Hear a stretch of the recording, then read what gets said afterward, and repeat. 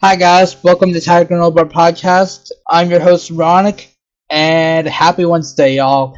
Anyways, and we have our guest here, Marty. Thank you for volunteering to tell your story on my show. And do you mind me asking, like, what was your childhood like? Like, how did you what was it like growing up for you? Oh boy. It I can look at it two ways. On one hand, at least from what I can remember, it was kind of like growing up in the early 2000s. Like you had the box TVs, you had the dial-up internet, you had that one computer the family used, and if you were on the computer, no one else could really use it. Stuff like that. But on the other hand, there were moments in time that, like, thinking back now, it's kind of like, wow, that's not really common, quote unquote, is the way to put it. But do you say you had like a bad childhood, or just like it was just weird? Just weird. It just really odd. Like, yeah, just odd. How do you mean, if you don't mind me asking? Up until sixth grade, both parents were. It was mostly normal. Like, both my parents were married when at least I was born, and we'd go down to Florida every year. My grandma lived in Florida. She'd come up and visit us, and it was honestly pretty cool, is the way to put it. Up until sixth grade, my mom had her first major stroke. Oh, I'm sorry to hear that. Yeah, thank you. She had her first major stroke around Christmas, and so we ended up spending Christmas in the hospital, and that's kind of where things kind of went downhill.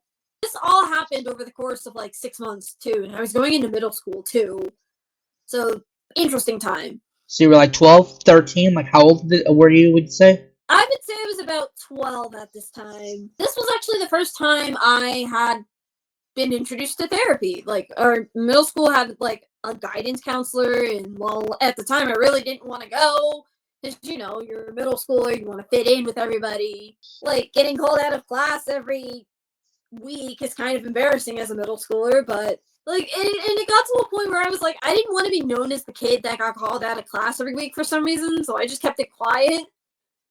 But yeah, flash forward to 11th grade, junior year of high school. Mm-hmm. My mom had her second major stroke.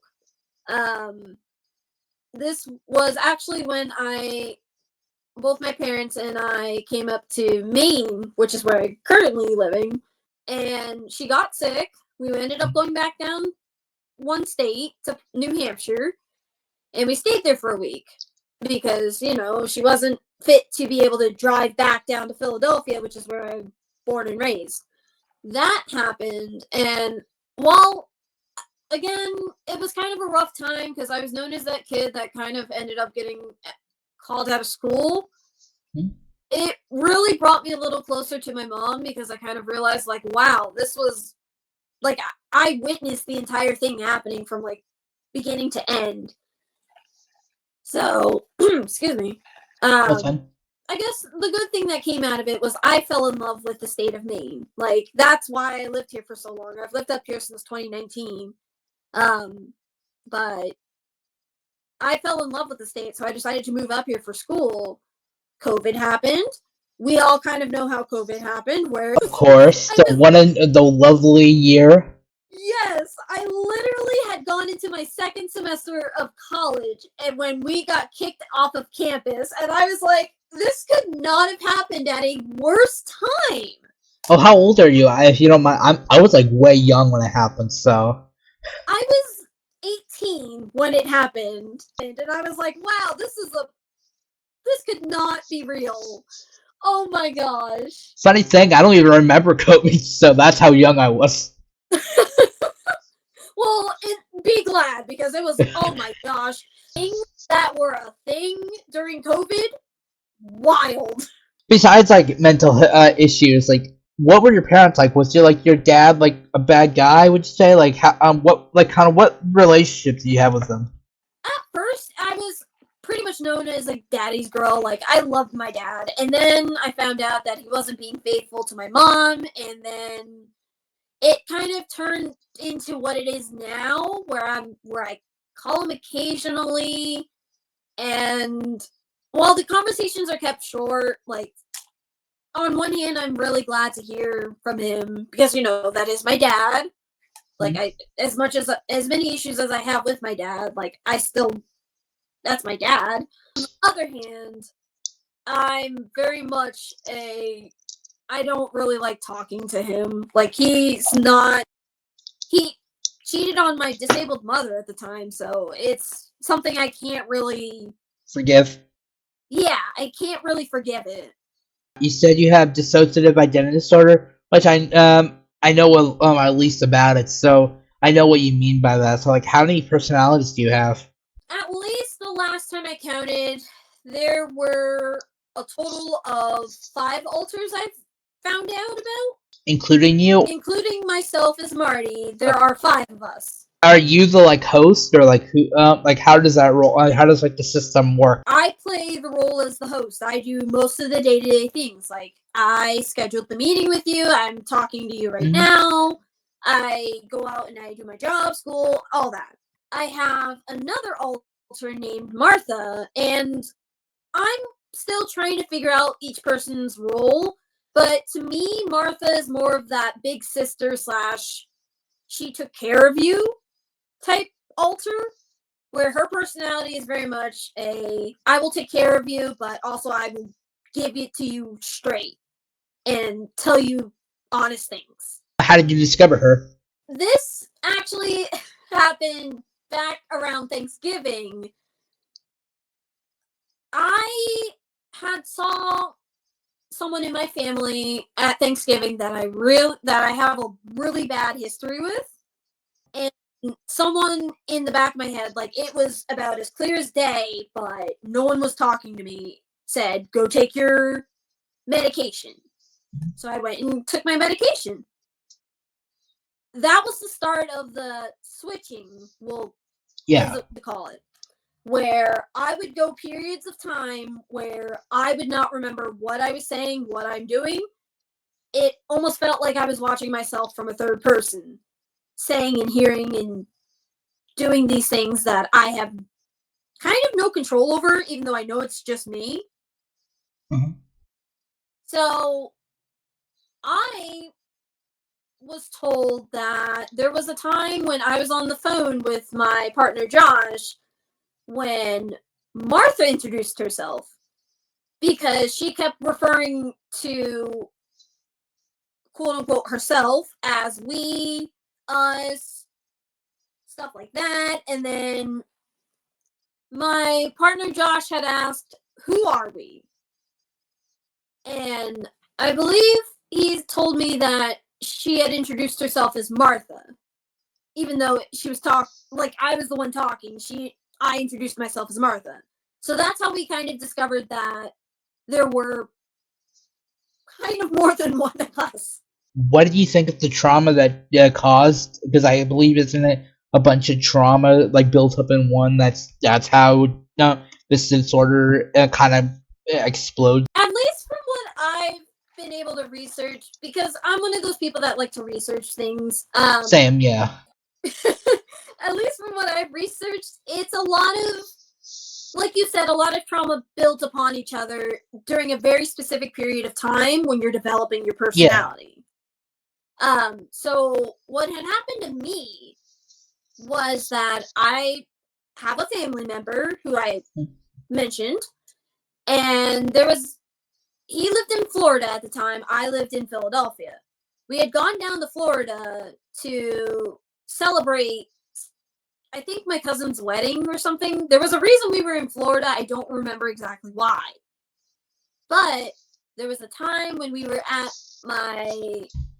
his grandmother's house, so my great aunt. Long story short, we were at his grandmother's house, my great aunt's house, and he had managed to get me alone, and things happened. So I would definitely point that as kind of where the what's the word I'm looking for? The fragmentation of my consciousness kind of started. At least that's where I would say it started, because that's the period of time where you develop your personality, I think, is between like 7 and 9, or 6 and 8. And I was 7, so that's, I definitely would say, kind of where the fragmentation started. And I didn't even realize until, oh dear, like, it must have been November of 2023 was when I finally got that memory back, and I was like, holy cow. And then the following year, November 24, was when I started realizing, like, oh, there's more to this story than even I realized.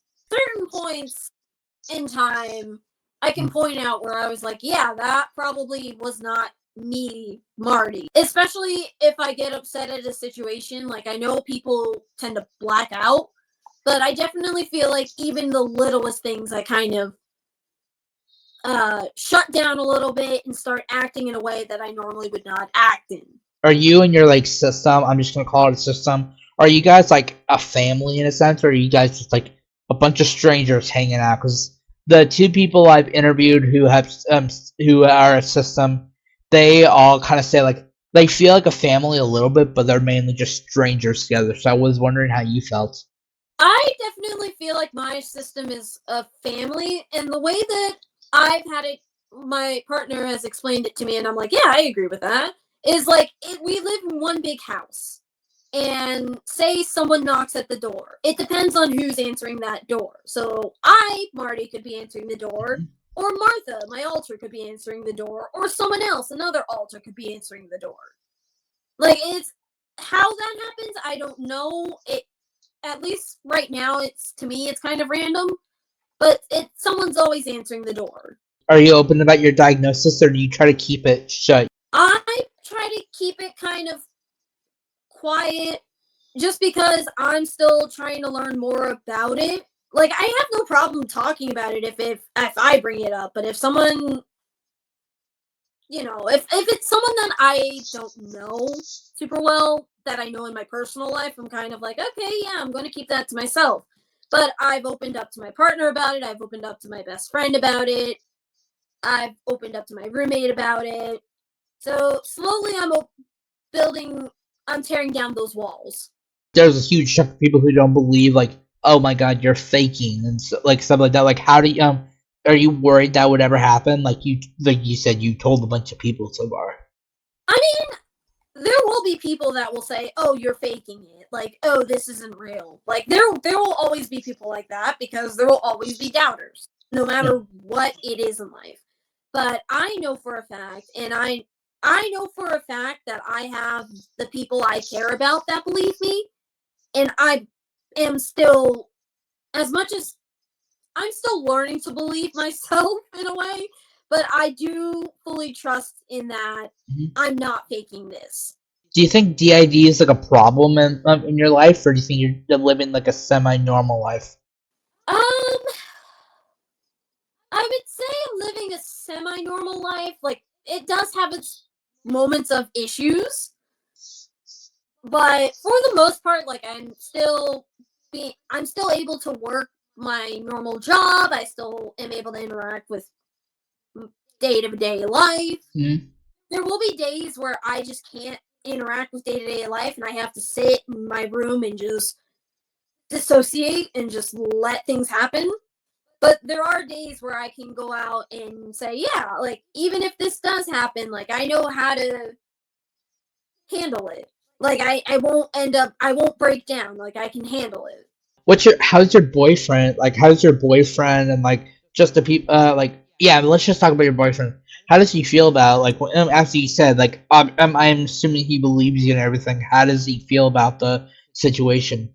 While he's obviously very sad about why it is a thing, he's very, very understanding and wants to understand more about it. Like, he's done his own research, and he's told me things about D.I.D that I didn't even know were possible. So I was like, oh, I didn't know that was a thing. This makes sense.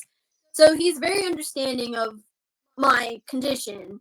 And if there is a switch that happens, or if an alter's interacting with him, he takes it in stride. He's like, okay, wasn't expecting this, but let's go with it. You and it's Margaret, I believe. Martha. Martha. Oh, my bad. Are there any other big ones like it's you and Martha? But like, are there any other like who try to take lead sometimes? There's another alter named Matt. He's your stereotypical college frat boy. Oh yeah. Which is really weird because obviously I'm not a stereotypical college frat boy, but I have that, like, he has that personality of one. So, and you can tell that, or at least he can tell that it's Martha, or not Martha, but Matt. He can tell it's Matt because of how I interact with him. It's actually, like, he'll tell me what he and Matt were doing, and I'd be like, oh my gosh, that is such a Matt thing. Like, there was a time Matt didn't know how to interact with someone that obviously I know. and my boyfriend was like, yeah, Matt didn't know how to interact with this person. Like, yeah, he's really sweet. It's just he doesn't have the people skills. And I'm like, oh my gosh, that's hilarious. Are all your alters supposed to be like around your age? Martha's 32.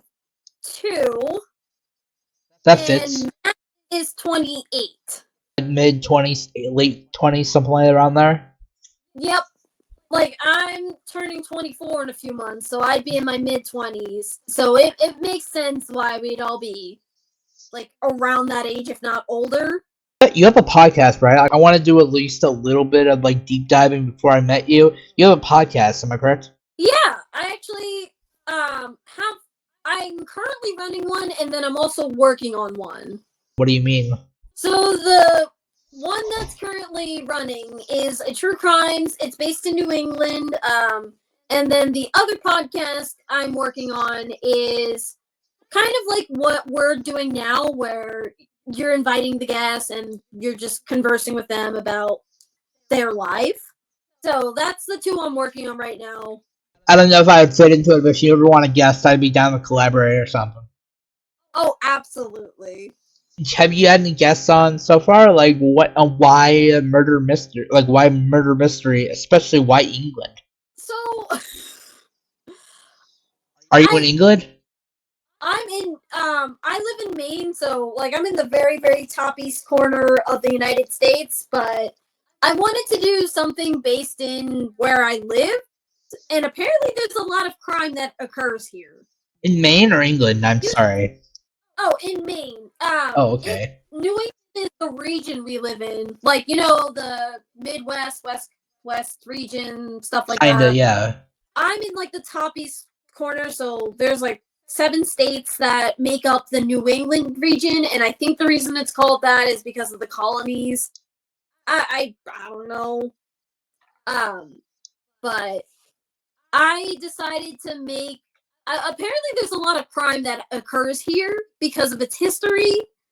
So I wanted to report and educate people about that because I thought it would be interesting. Maybe it kind of goes into like one of the last questions, but do you guys work with each other? Like, do you guys have like a routine for day-to-day life? Like, you said that you're able to that you specifically are able to work well. Like you said, you got the meeting with me. You can do stuff for like at home, but like, do you guys have a routine you guys have all together? So I would say I myself is Marty. I'm just kind of like the base character. And then Martha, she's the one that likes to clean up the apartment when she's presenting. She is the one that she makes sure that the cat's fed if needed. She makes sure that the cat's taken care of. She makes sure that we're taking our medication when needed. So that's kind of like her physical role. And then Matt kind of just hangs out when he does. He doesn't really do a lot. He's kind of just there. So would you say you're kind of the co-host? Yes, I would definitely say Martha and I are like co-hosts of a podcast where we kind of go back and forth on who's doing what. Sometimes the roles get mixed up, but it happens. Like there was a time where she appeared at work and she texted my boyfriend and she was like, I have no idea why I'm here. I don't know what I'm doing. Do you guys switch like often, like out of nowhere? Or is it like you got like your switches under control? I would definitely say, at least with Martha, Uh-huh. we've gotten it a little more under control, but sometimes it doesn't occur. Like the wires get a little crossed and she comes out before, like, when she's not supposed to. But I would Uh, definitely say our switches are a lot more controlled. are you in college at the moment? Because you said you're like 23. Recently decided that in order to be able to finish college, I would need to make sure I have the system under control. So I decided to take some time off. Like I'm in like I have a job, I live in an apartment, but I needed to get the system under control first before I added on another big thing. Because like I was gonna say, because like you said, Matt was like like kind of a college stereotypical student. So like I didn't know if that was like a why maybe he developed like that. If I had to guess, I just didn't know. He probably did. Like especially in the my early days of being in college, like every weekend, I kid you not, I was out partying in a Yeah. way. Like I can't even imagine it now going out every weekend. Like I know I'm only 23, but like I'm by the time it's like 11:30, I'm like, okay, it's 11:30, I'm ready for bed. I can't stay up that late anymore. Yeah, I feel you. Do you think there are any positive or unique aspects to having DID at least? I guess something that I would find pretty unique that I know not a lot of people can relate to is that you know how some people have like an inner monologue that kind of directs like just monologues their day. Like I have that, Yeah. but it's like I've got different people kind of conversing and I'm always listening in. It's really weird. I'm one of those people that like to listen in on other people's Uh, conversation. so like you're So it's listening kind down of the like, hall in a sense, and it's like a bunch of it's like two different people talking. yeah, and I'm just sitting there listening in, even though it's just me and by myself. It's weird, but it makes me happy. Did you say you're in the beginning, or like how long has it been? A few years?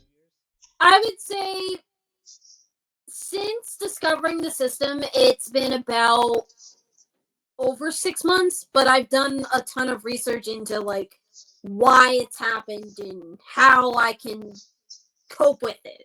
Of course, it was a horrible thing. Nope, I'm not gonna joke obviously about that, but was it like a were you like how did you react when you first found out? Well, I feel like I react basically how any most people would react: sadness, anger, confusion. But Yeah. I think the one thing that one reaction that kind of surprised me was a sense of relief in that it was like finally this makes sense as to why I've been the way I am. How were you relieved? Like what was the like that time in your life? It was definitely a lot of with the unknown switching and then discovering the childhood abuse. It was a lot of confusion in life. So when I was able to finally put everything together, it was like, wow, is this what it's called? Like, is this how I'm able to describe it? It's kind of, yeah, like it's kind of like when someone's broken a bone and they can point out and be like, yeah, that's why I walked funny, or that's why my joint or extremity acts that way because I broke a bone. It's they're able to put a name to it. It's kind of like that, except I'm able to put a name into why I am the way I am. Are there any triggers that you like that like make you pop out? I mean, we're still trying to figure it out, but for the most part, aside from the obvious, like talking about it, I mean, I've gotten a lot better with it. It doesn't disturb me as much, but there are certain things that, like, especially if people come up to me and without me knowing, kind of put their hand on me, that's a huge trigger. But it's also more like a delay trigger. Like it doesn't quite register in my head until like after they've stopped, and it's like, wow, that actually happened. Now it's time to freak out. But I've definitely gotten a lot better with controlling my triggers and learning how to handle them. Thank you, Marta, for coming on. Is That was all my questions, and I have one last thing before you go. You get 15 seconds to share out a social company, just anything you want. You understand? Yeah, pretty much. If you'd like to see more of my wild antics, follow me on TikTok at System of a Shaw.